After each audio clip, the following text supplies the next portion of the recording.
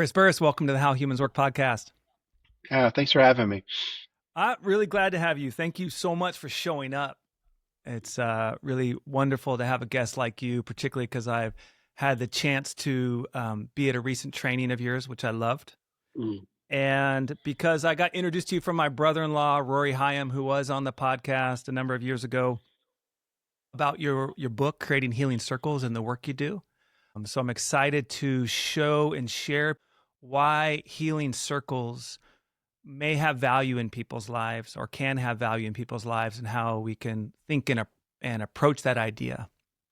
What's your best case why someone would want to think about doing, say, a healing circle or group therapy in addition to or in place of doing individual self-healing, individual therapy? I was working with a group of clients who were trying to create community. They're trying to build community, and I was doing individual coaching, like, kind of how to find a community, how to develop people that had similar intentions as you. And they were having a hard time bridging the gap, making it that transition from individual therapy over to some type of intentional community. And I'd been in a number of intentional communities in men's work. I was into mythopoetic men's work, Robert Bly stuff back Uh-huh. early on, Uh-huh. in the 80s and 90s. Um, and there was a lot of intentionality around kind of how to show up, how to be present, how to follow through with your intentions, how to build connected relationships. So I had sort of already built communities to try to find my way into, and that had a lot of integrity and had a lot of purpose. Mhm. I was having a hard time finding that for people, and I was in Charlotte, North Carolina at the time, and there just wasn't a lot of those intentional communities going on back in the day, back in the time. But the men's movement kind of grew in popularity, kind of got really, there's places, pockets where people were very active in it, and there's places and pockets where people weren't active. By the 2000s, there wasn't a lot of that going on anymore. That had kind of falling off. There was a few places that were still trying to do men's work and trying to, have some intentionality to it. But I found it really difficult for people to make a transition from individual coaching into some type of intentional group. So a colleague and I got together and decided let's offer an IFS self-leadership group for folks that were having this type of challenge to see if it would help people bridge over from the psychotherapy of kind of being alone and isolated over to being in community. And so we ran IFS self-leadership groups for 3 or 4 years, and I found it really helped. It helps folks make that transition, building community, kind of knowing themselves in a way that would attract other people to wanting to be in a relationship with them. So that's kind of how we got started. Was having a hard time helping people make that transition. Yeah, that makes sense. And what are the opportunities that happen in a group setting, in a healing circle setting that aren't quite as available in the individual work? Well, I start off healing circles with a question. So I ask people to finish the statement, people are.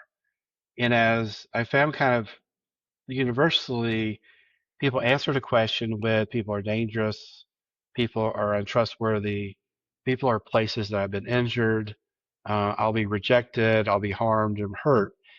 So if we have a perception that people are dangerous, it's really hard to gather with other people if they're dangerous. Why would I want to do that?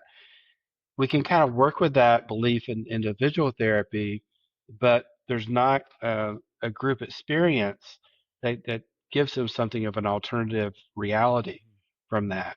So those beliefs that have been formed, usually from traumatic experiences, held pretty strong until people really have alternative experience for that. So in writing, creating healing circles, a big emphasis is on facilitator skills around how do we create a safe environment that people have a different experience and they actually experience other people as advocates and support in their healing process. So when people become supportive healing resources, then that can really change at a really deep level. So like if the wounding takes place in a social context, it almost requires a social context in order to heal the wound or the trauma or the burdened belief that comes along with that. Adler talked about that all trauma or all problems are relational. Mhm. So if you look at the traumas we carry, I mean, we may have gotten hit by a tree or, or something, but most of our healing, most of our trauma comes relationally. It comes from our family of origin, it comes from our teachers, professors, being bullied in school, so a lot of our traumas are held relationally. So it really kind of sets that belief and that feeling that people are the sources of our traumas. So most of us carry relational traumas and then get generalized out to the rest of the world.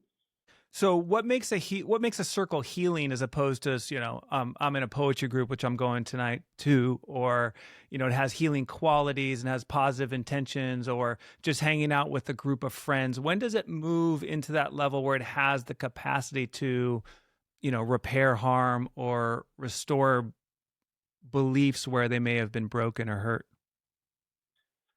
I think the intention of the group and also the container in which the group is set. So not to say those places can't be healing. Lots of things can be healing. A poetry group can be healing, but the question is everyone entering that space with the intention of supporting the other person's healing? Sometimes we enter those spaces with different intentions of having my worth, um, you know, amplified by other people, or to I don't know to be the smartest person in the room, So we have different, uh, often uh, unaware of intentions that we come into that place. So healing circle has the intention to support the healing of other people, support my own and other people's healing. So the intention of entering that space and also having someone in leadership to kind of hold the group to that intention. So a big part of creating healing circles is really working with creating an intention. What is your intention and what's blocking you from fulfilling those intentions? And then the intention of the group is in support, the fulfillment, and actualization of that for each member that comes into that space. What kind of intentions do you think promote a healing circle as opposed to just like a social circle? So I go through a process around really clarifying people's intentions. So the process of clarifying intentions is kind of where are you now and where are you headed? What are you trying to live into? So when we begin to really filter out and get down to really clear intentions, people often come up with an intention that has some form of self-leadership. So I am creating stronger relationships. I'm creating a better relationship with my spouse. I'm showing up in the world in a way that is loving and kind and honoring. I'm showing up in a way of being authentic, but also being aware of my impact on other people. So how people create those intentions has to do with the sort of the better self, leading themselves Yeah. out into the world. Yeah, great. So when you have this kind of where you want to go in this higher quality or high output energy of self, then implicitly the group is healing because it's moving people towards those qualities. Yeah, and what I emphasize is really what's blocking you. What's blocking you from living more fully out into the world. So those blocks are often the places that we carry beliefs about ourselves, burdens, other traumas that are blocking us from kind of living ourselves more fully into the world. Yeah. So people don't know this yet, but you're an internal family systems trainer, Right. right? You've been working with internal family systems for how many years? A few decades? Yeah, I've been on a parts model for about 35 years and IFS specifically for about 25 years. That's amazing. And I imagine it's done a lot for you. Yeah, it's been great. I'm like 5 years in, and it's done a lot for me too, which I'm grateful for. So, but you're talking about self-led, and you're talking about parts. Not everybody's going to be familiar. I mean, people are starting to hear IFS more often, of course, as you know. But just what's your little breakdown? So, when we're talking about a group that has self-led, and we're talking about burdens, and we're talking about parts, what's your short summary there? So everybody has a core self, and our core self has qualities like compassion, curiosity, courage, centeredness, calmness, clarity. So that's kind of the core of our being. Then we have ways of protecting ourselves, and the ways that we protect ourselves can either be reactive or proactive. And our protective parts of us that keep us safe often aren't not fully aware of our impact on other people. And then we have aspects of ourself that carry burdens. IFS talks about those as being exiles. And those are often, they don't always have to be, but they're also younger parts of ourself that carry traumatic events, and they carry that sort of in our system. We call those burdens. So burdens are beliefs and memories, experiences that they kind of get locked in our system. And from those wounded places, it kind of keeps our protectors really amped up and reactive or proactive. And in the process of protecting ourselves can also, those are places where we may inadvertently enact harm upon other people. So being self-led and a little bit more about the self-led part, or if you have your book close by, I love the first paragraph in the healing power of self energy on page 69.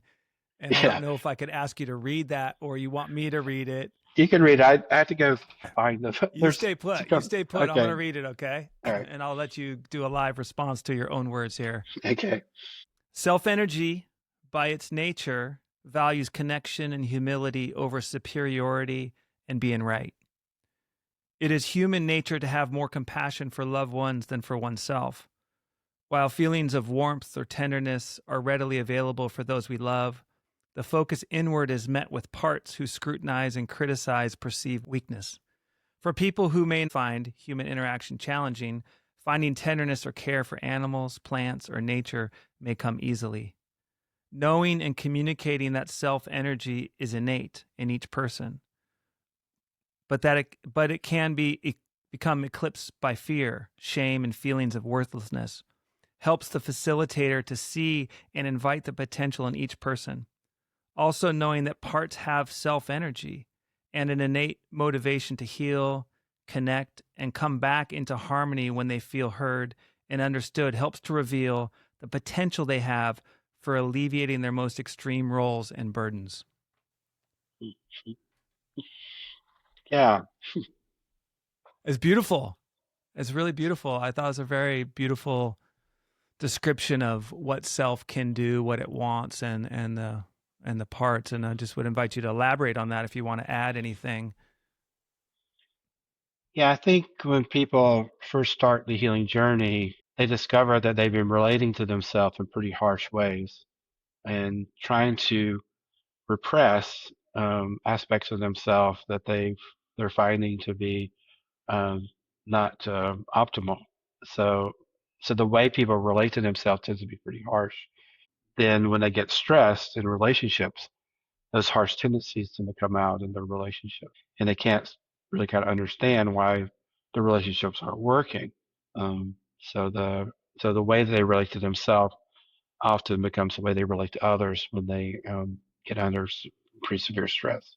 And I found in the training about 10 days ago that I did with you that one of the gems that really landed for me is people lead with protest and not are as clear about their needs. And I kind of feel like you're sort of talking about that. People are aware of the problem, but can't see the request in it. I wonder if you could build on that concept a little bit for us. Yeah, it's kind of a has sort of a funny story the way I discovered that. I was in a sort of a wild leaders program where I was, with a group of folks. We go to nature every day and spend time in nature and developing sort of primitive skills and being a community with each other. And one of the folks said, I'm not really good at naming my needs.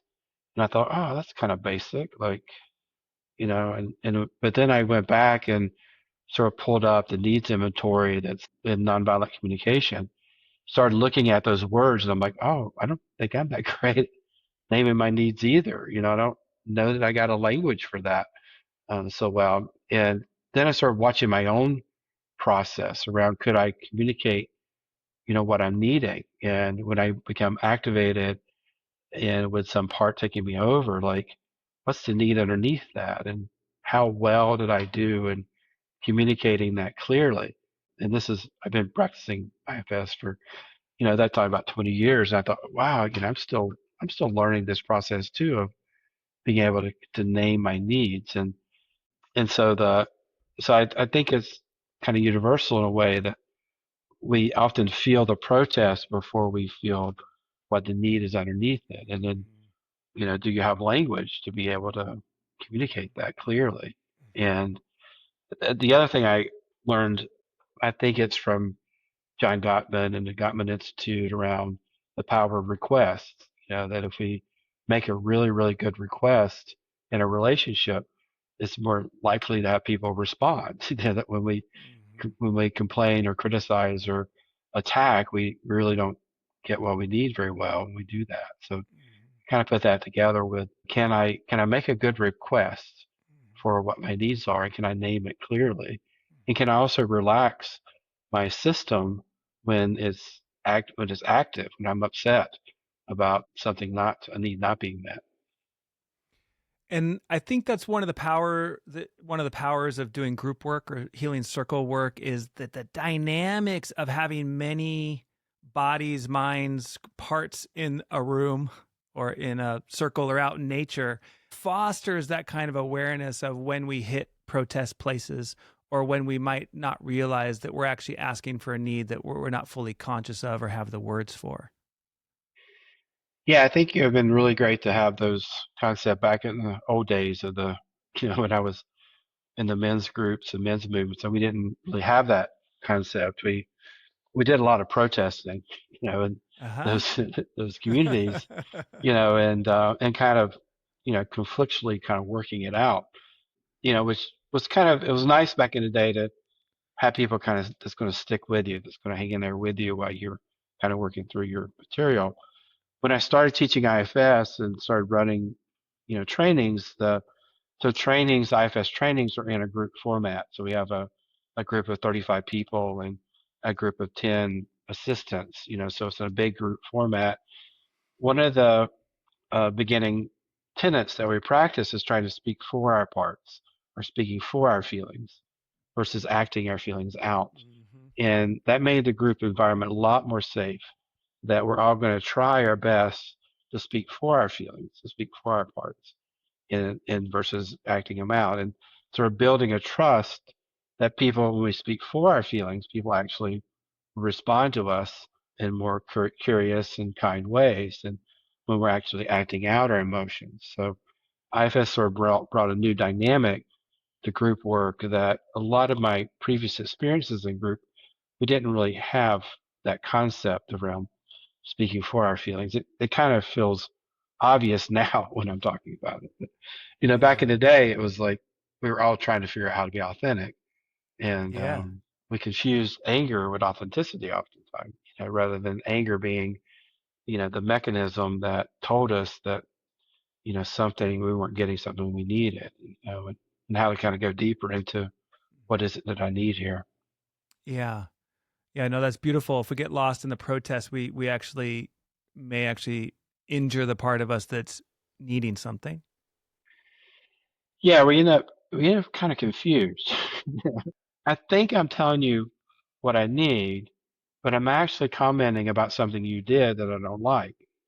So it actually comes out more as an attack than actually, being able to say hey, I need to be kind of listened to here, or, I need some little time to have the conversation in a way that we both feel heard. So speaking for those needs rather than, the protest of you never listen to me, or you don't get me, or you don't show up for me. So, men's work 90s, did you ever sit on retreat with Robert Bly? Yeah, yeah. Yeah? I What met, was that yeah. like? How was it to be with Robert? You know, um, Robert was a great poet, and I think they were confused back in the day a bit too. Because there's a lot of anger protests that came out from Robert, and especially James Hillman. So I think they were trying to find authenticity in their masculinity as well. Yeah. But yeah, Robert was a very beautiful poet, beautiful human being, and we were all trying to find what does it mean to be authentically male back in the day. So Yeah, yeah, yeah. beautiful. Yeah, I had a chance to meet him down in Monterey, Pacific Grove. It was cool. It was great to actually sit with them and see his poetry. It wasn't a men's. It was men's work. It was a poetry writing workshop, and it was great. Oh, great. Yeah, as a Yeah, poet, he's was brilliant and yeah. fascinating, brilliant mind. And as a cultural advocate, what he did in terms of bringing so many people forward in a soulful way and deepening and enriching uh, all sorts of movements, poetry, men's movement, things like that. Yeah. Yeah, I got to sit with Michael Mead here recently, and Michael's a dear soul. He's a beautiful human being. Yeah, yeah. I know Michael. Where did you sit with him? Yeah, we were doing psychodrama and healing, creating healing circles with lawyers. We had 44 lawyers that we were doing a training with around authenticity and self leadership. And Michael came and uh, did a myth with us and as a group, and yeah, I got to have lunch with him. So yeah, it was Oh, a beautiful soul. fantastic. Yeah, beautiful, beautiful. Love it. All right. So I want to get back into what you started to talk about because I really, really loved it when when we did the training and we did where you're at now, where you want to go, what are the obstacles, right? Which is that middle ground of blocks, and then what are the qualities you need to get through those blocks, right? So you started to bring that practice up, and maybe there's a link I can offer to people because I'm like, it was so clear, it was so simple and so direct. So maybe I can put that in the show notes somewhere where people can access that material. I don't know if it's in my book or not. We can find it. We can get a We'll link for it. find it. Yeah, because Yeah. I think you want to spread that out and have it be a resource. Yeah, it'd be great. I've learned in a lot of different environments, that sort of bring that into the work. So yeah, but Beautiful. we can find it. Yeah. Beautiful. And so, but coming back to the power of the group work and the power of purpose and having that, and then the energy that comes through and the capacity for people to speak for their parts and not from their parts in the way that builds safety. Yeah. Yeah. So that's the goal. That's the idea. And that could be with a therapist like yourself or some maybe intentional communities of different kinds, including men's work, women's work, co-ed work. I know there's work around race. There's work around, just different forms of healing. Yeah. Nature, a lot of nature, return to nature stuff, which you and I have both been exposed to in different ways. Um, so one of the things I thought that because of our shared lineages that I was interested in was the School of Lost Borders and where you see the connection of nature and self energy, which you write a little bit about, and where rites of passage, nature time fosters the same kind of healing circle energy that you're talking about. Yeah, I think that a lot of the work with School Lost Borders, there's a preparation before you go out onto the land. Part of that preparation, there's a series of questions they ask.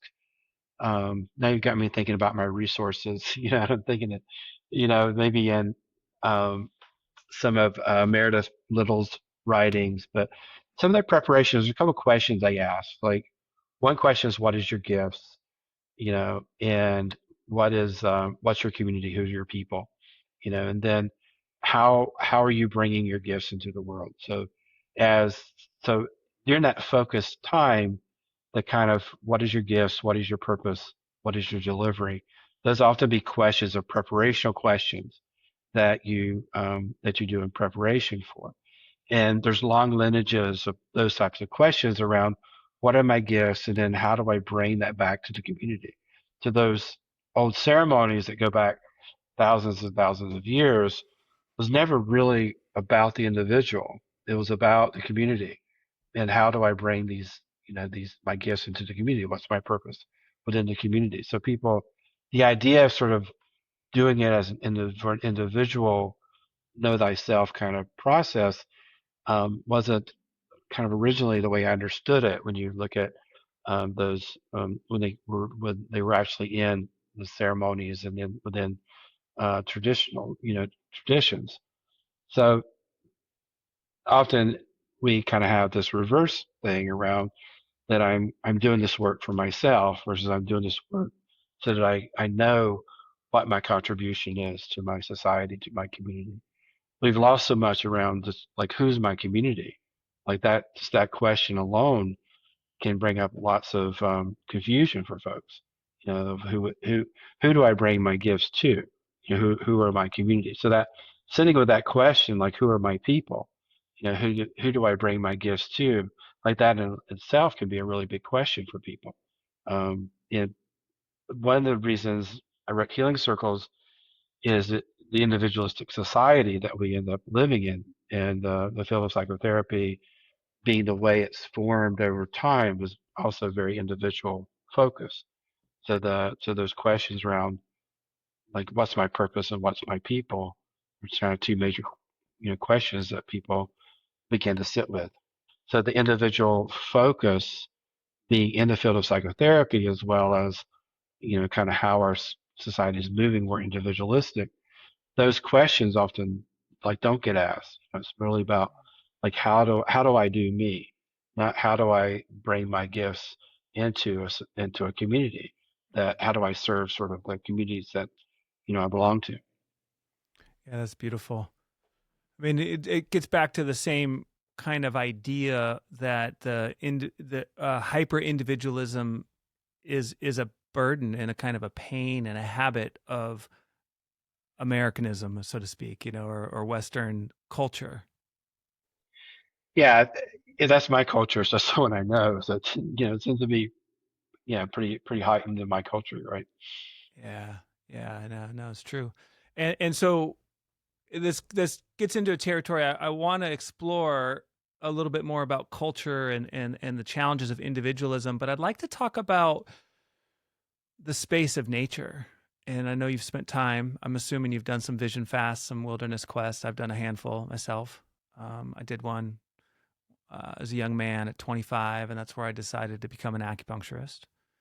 And it was in the lineage of School of Lost Borders. My guide was a man named not Stephen, Kent Stephen Pierce. Foster, I'm thinking about Stephen Foster, who was right? Kent's teacher, Kenton Pierce, Yeah. and Meredith too.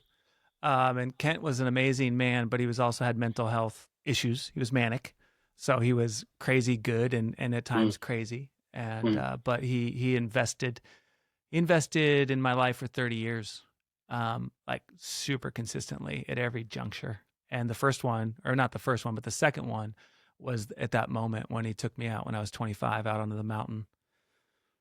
But I want to hear a little bit more about your sense of nature, maybe your times out on the land, and where and how the community of the natural world is also an important resource for our individualisms, for our sense of purpose. Yeah. Yeah, it's kind of amazing when you spend enough time in nature, a lot of the noise goes away. Um, we can begin to hear our voice more clearly. Um, we can begin to feel that we're not so separate, from the rest of the natural world. So there's a lot of magical things that happen, in nature. It also really gets our imagination going, so we can imagine paranoid things, or we can, or we can begin to I've imagine been the there. ways. I've been there. I had a Yeah, bear fear one time. I just was like, could not get the bear fear out of my head until like 2 days later. yeah, yeah. I had a porcupine I thought was a bear. So, yeah, the next morning it kind of calmed down and waddled off. I didn't know what it was most of the night. So I'm there with you. Um, but we can also, our active imagination often gets really active, too. So we can hear other voices that have a lot more creativity and imagination, and Mhm. we can even, kind of begin to tune into our dreams and kind of hear the something beyond ourselves begin to speak to us in different ways. Yeah, I love that. I love the beautiful symmetry that just shifting the state from our normal egoic self experience of survival to being in community, whether it's like an intentional group or being out in the natural world, that they both of those stretching moves kind of help shift us out of, you know, static system into a more dynamic relational experience that we're hungry for and what we need. It's really beautiful. Yeah. Yeah. I have a little flashbacks. Yeah. So it's interesting to talk about culture because I judge we're in such a hard time right now, as you know, how power is being used right now. And I'm imagining a close friend who, I understand when she looks at the news and she watches what happening, she's like, that is not me. This is not me. This is not safe. This is not who I am. And I'm not okay with this, tremendous unsettling and the polarizations that are there. And I'm wondering if we could turn a little bit towards this social tension we have and how you hold and guide people you work with to work with their own parts or to find their own self energy in the face of our current political unrest, basically social unrest. Yeah. I've been meeting with clients and they've been talking a lot about this, and I think there's a lot of helplessness and hopelessness, that people feel. And one thing when working with IFS is how am I in relationship to my feelings of helplessness and hopelessness, and what do I do to those emotions and those feelings. So I think the first sort of step is how are we in relationship to kind of the emotions that are coming up, for us in this time. I think it's a bit of a hard time too around finding our purpose and finding our meaning, because it's hard to find often a direct correlation with our purpose in the outside world, the events. Like our purpose may, seem like it's not in alignment, with the things that are going into the world.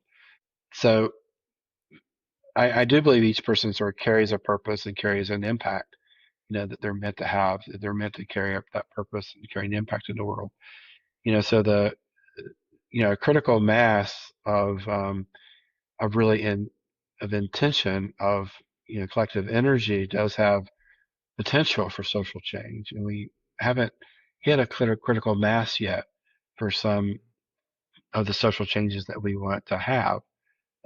So I do believe that each person's purpose does contribute to the critical mass, and it's not. I mean, the research of it is 15 to 17% that we need to reach a critical mass of, it's not a critical mass of 100% or 80%. It's, the social trends show that when we get a, critical mass of 17%, we begin to have social change. So having that really, I think it's really important to kind of, for people to even know kind of what's my purpose, what's my contribution. Yeah. So we have some level of critical mass that Yeah. that we're impacting the world around us. Yeah. And it's actually quite helpful and hopeful to know that it's not 50% or 80% of critical mass, because I know for me, it's easy to look around and be like, you know what? I just don't see there's enough of us. But if the bar is lower than what we think, what I've been thinking we need, that's helpful. Just be like, okay, it doesn't have to be everyone. It doesn't have to be 50%. If we can get to this level of, and the critical mass of, and I think you're talking about purpose and self energy, are you not? Yeah, that's right. Yeah. So I've been thinking the way I've been metabolizing what's going on is the non-apologetic. It's not just masculine because it's not, but the non-apologetic protector. That there's this. It feels like the hallmark of the situation is a decision not to let any sense that I had done wrong or I could do wrong or there's any failure at any level, and we don't even acknowledge it. And if there is any sense of it, well, that's fake news. And so there's this kind of feeling of frustration I have. And I have a lot of I've been noticing a lot more pressure in my system. I've been a lot more irritable with social situations that I'm like, there's not really this social situation. I do feel very helpless on a big level, but I'm really thinking about this. How do I work with, the non-apologetic vibration of it all and the denial that there's any sense that harm can be? And I would make the argument that that's kind of what it is. It's kind of a reaction to admitting harm, admitting mistakes, you know, at whatever level in our social history, that there's like, let's burn those books, let's ban these books, let's get rid of these ideas, let's get rid of these historical lessons, let's re-erect the statues of the Confederates. Like it's a very much an extreme protector in my mind. And I'm wondering if you agree, if you see it differently, and if you do agree or you see it differently, how you would go about working with that. Yeah. Um, Just well, to throw light things at you, just to throw some that's light. great.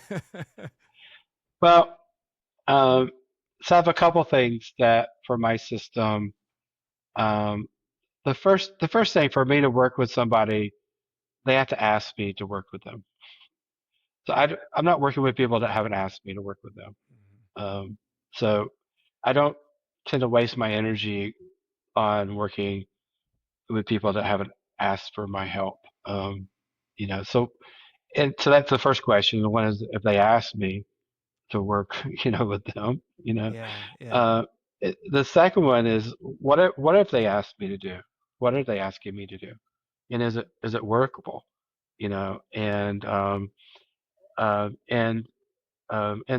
are they sort of meant to be my student?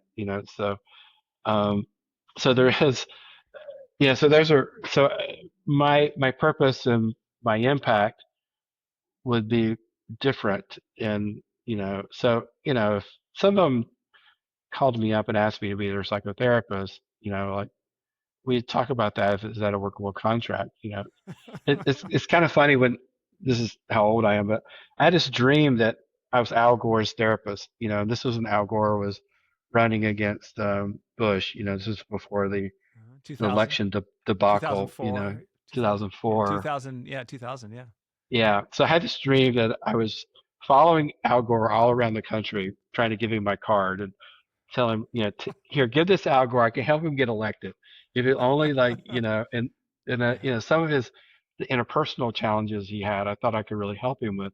I couldn't get Al Gore as a client. I tried my best. I actually sort of met someone that was going to a climate summit with him, and I gave this person my cards and give this to Al Gore. Like tell him to call me. Like I can help him. I think I can help him get elected. So I couldn't get Al Gore as a client. So being sort of clear about like what's your purpose, what's your Yeah, impact, and what's yeah. your delivery, it kind of helps us not get caught up in dynamics that we really sort of aren't having an impact on. Uh-huh. So the question around purpose and impact are two things that I tend to really ask myself. So you won't kind of see me doing much Facebook activism, because it's not that there's anything wrong with that, but I can't feel the impact of that sort of activism. Being sort of clear around like what's your gifts, what are you delivering, and what's the impact. And there's a lot of activism that happens where my wife researches NGOs, and there's a lot of NGOs that are really really wonderful when they look at the impact they're not having the impact that they're really hoping for.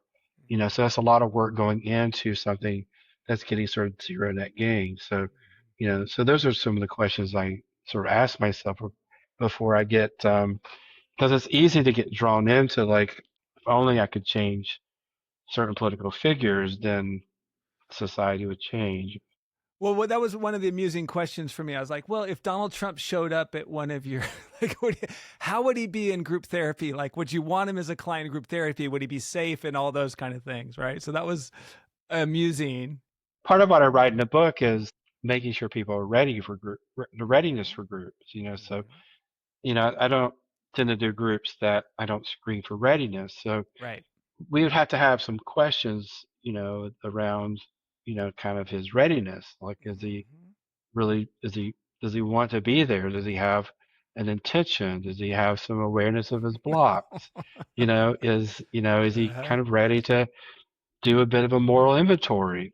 So we're going to question some readiness for that. And, Yeah. there may be other treatment that he needs before you would be ready for group, you know. Yeah. Um, Yeah. So a couple things. First of all, thank you.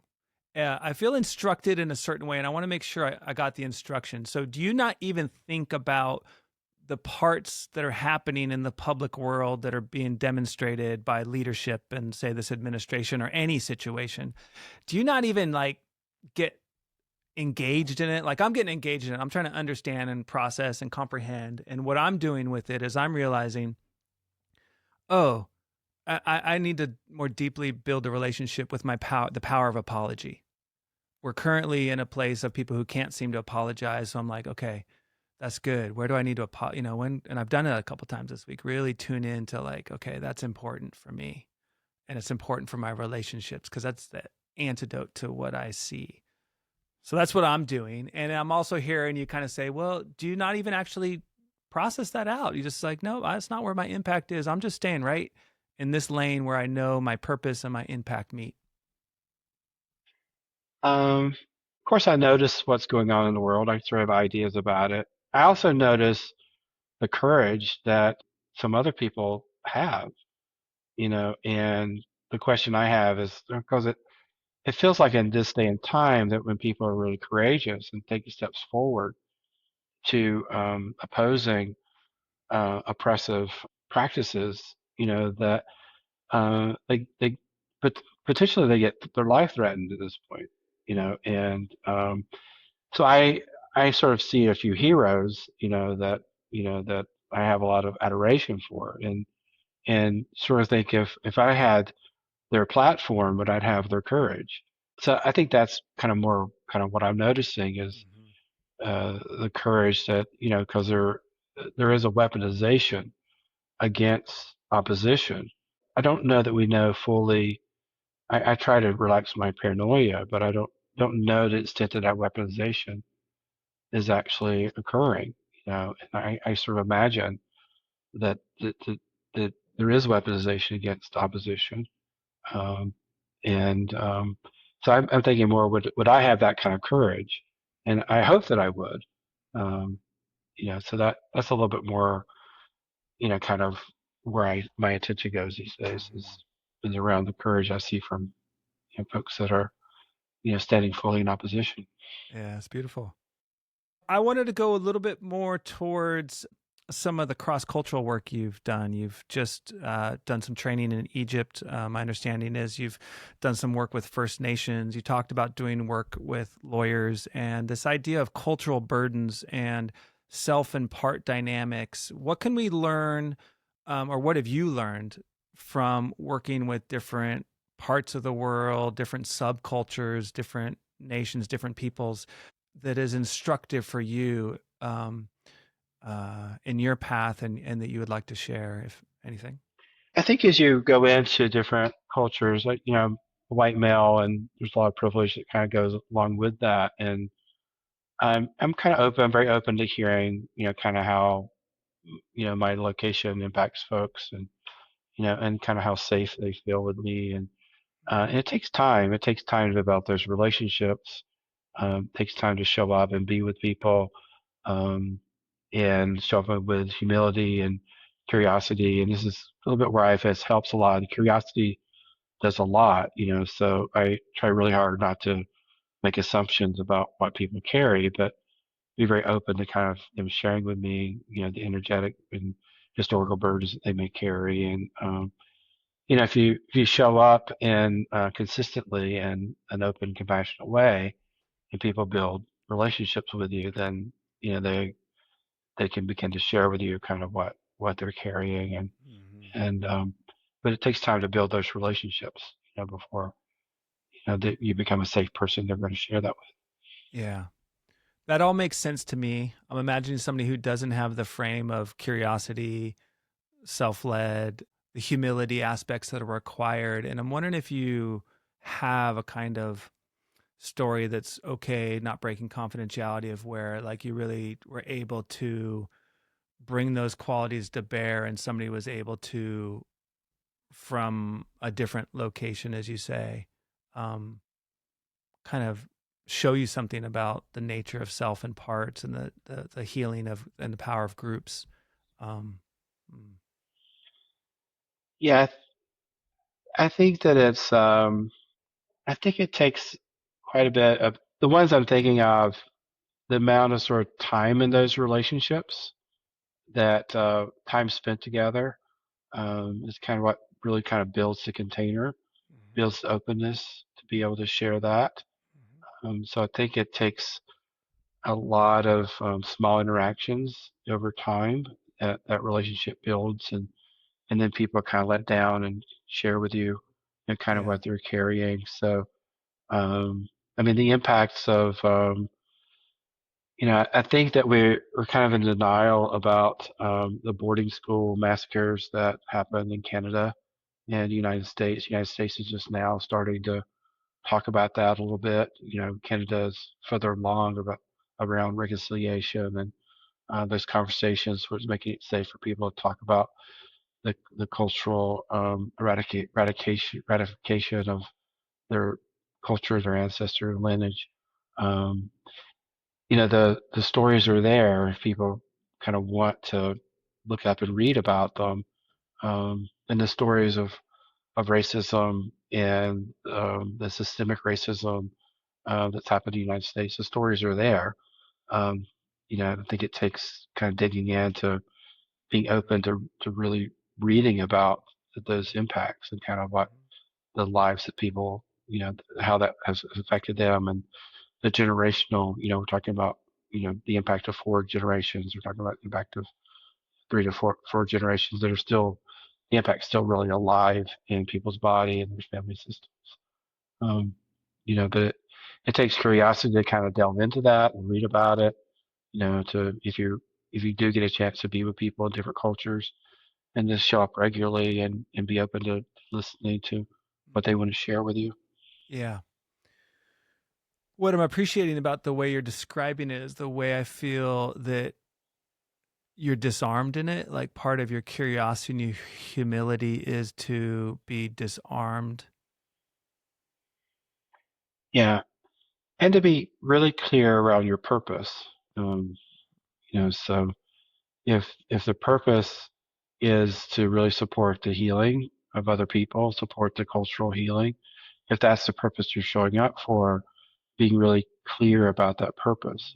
So it takes a bit of time and a bit of work with yourself to really kind of relax other motivations. We have Yeah. other motivations of wanting to be seen and want to be, heard, wanting to have impact, have relevancy, so those can be led by sort of parts of us that also carry burdens of inadequacy or shame. So as we heal our system, it creates a more openness that we're actually showing up in a way of being of service, not showing up in a way of what am I going to get from this?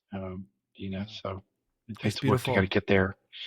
Beautifully said, Chris. I really appreciate that. And I'm curious if the smell, the taste, the feeling of healing when it happens across the different cultural frames that you've experienced, the different cultures and histories, does it feel the same, or are there different ways in which it shows up based whether you're in Egypt or with the lawyers or the First Nations groups or an IFS training? Like how would you say the universality, the similarity of the healing experience and the nuances of people's are different? People's have different journeys. I think I saw a lot of sort of community-based healing.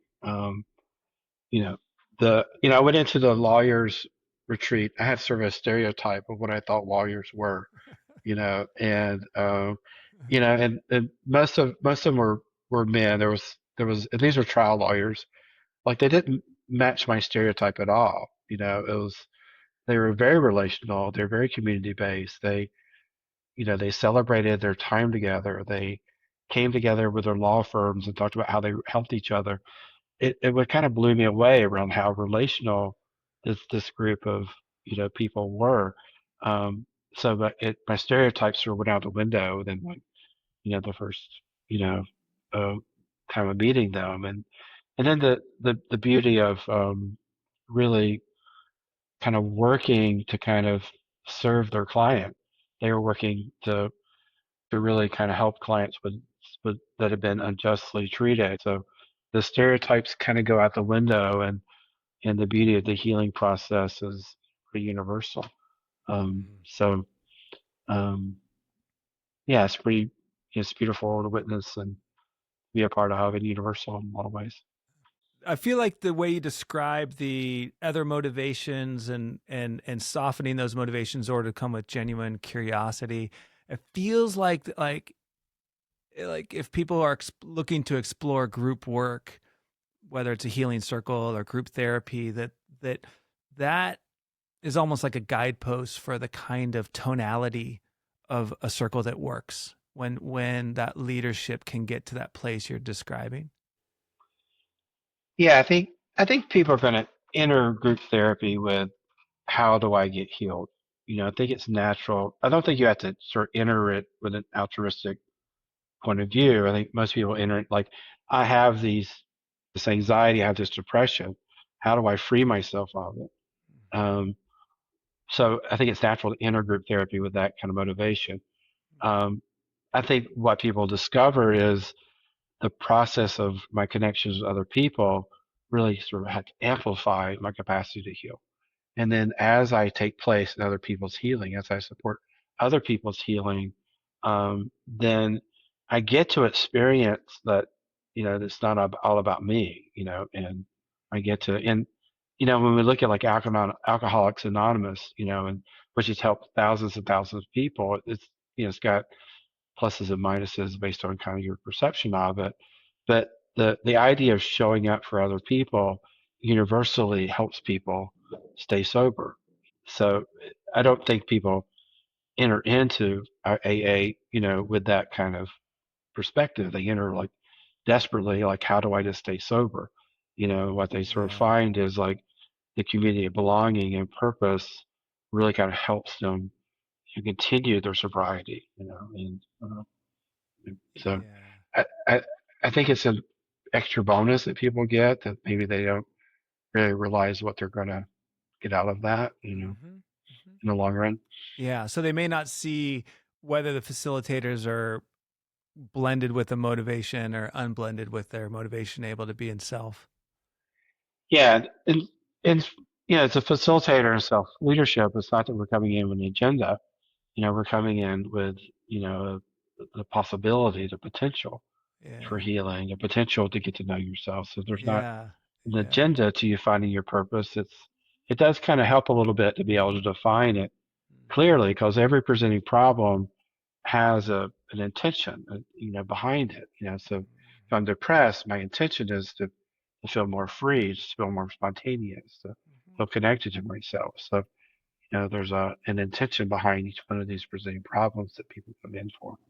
I wanted to invite if you have a favorite quote or an idea that guides you.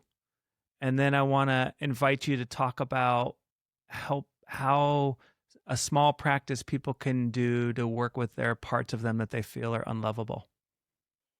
I love a line in a Michael White poem, "Sweet Darkness." And the line is, "The world is made to be free in." So really, I love David that White. line. Yeah, David White. Nice. Yeah, "Sweet Darkness." So the world is made to be free in is one of my favorite quotes. I'm going to pause you there because I did want to just get your little bit of take on the constraint and freedom model because I felt like that language is so essential to understand what the nature of IFS is. And if you could talk about that dynamic, yeah. Yeah, so I think the quote goes along with that. The world is made to be free in, which is a release. It's a release from constraints. So the idea that when we protect ourselves, we have to like we have to have a way of drawing in, of clenching, of resisting, of repressing. So we end up repressing the vulnerabilities, but in that process, we end up also repressing, some of the most joyous, spontaneous, childlike qualities.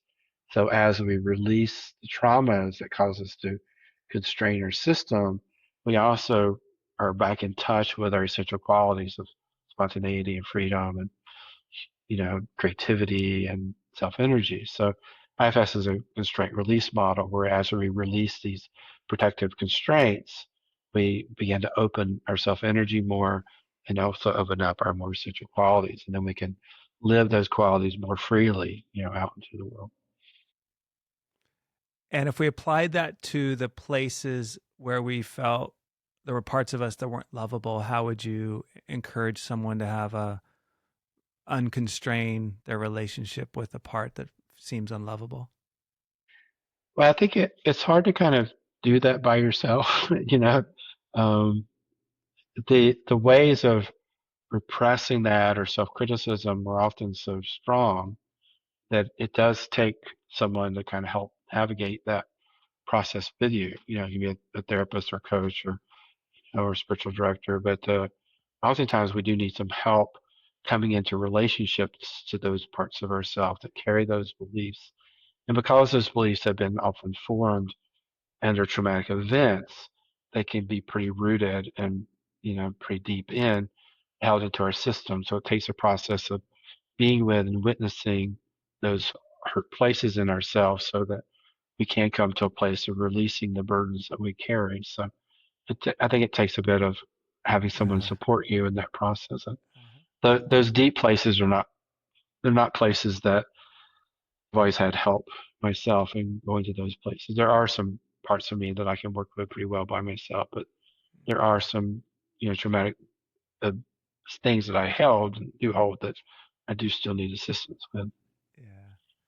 I appreciate that honesty and truth about how it works for you. I feel that way too. And I also feel like I'm starting to learn like the attitude of being loving towards parts of me that I might think that are not that lovable or, starting to limber up and really soften into a fuller sense that I can love myself in this moment, maybe not the most fragile part or most hurt part of myself. I so appreciate Chris Burris, you coming on the show. It's really great to meet you. It's very generous of you. And I want to be in reciprocity. And I don't know. I mean, I know for professionals who are interested in the IFS model and doing, creating healing circles and understanding it, the book is great.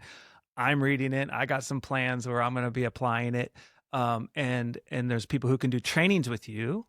But what are ways that other listeners might be in reciprocity with your work and your efforts? You get to my website or you can get on the mailing list and the various things that I'm offering. I'm doing mostly trainings for therapists these days. I've retired my individual practice, kind of getting into that phase in my life where, I think I got another maybe 20 years, if I stick with some of my mentors. But most of it is really training folks in the running groups and, in the IFS model.